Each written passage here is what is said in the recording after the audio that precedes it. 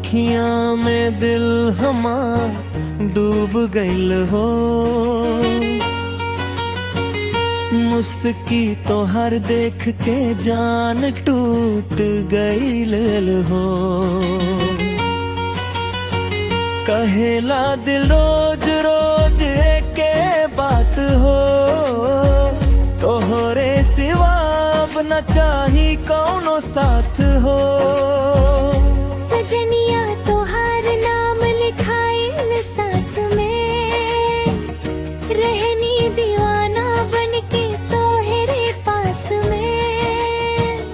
छू लीला जब तोहार नरम हथेली, दिल बोल शादी कर ली आज काल में।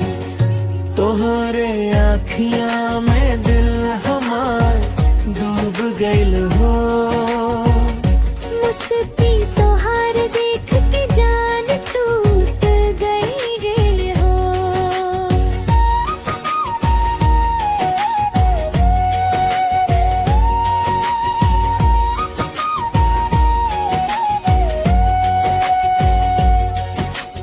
रात भर जागी त बस तोहरे ख्याल में, पागल बन गई तोहरे प्यार में। दुनिया जले चाहे कुछो बोले, नाम तोहार लिख दी दिल के दीवार में। अरे जान हो मान हो, तोहरे बिना सुना जहान हो।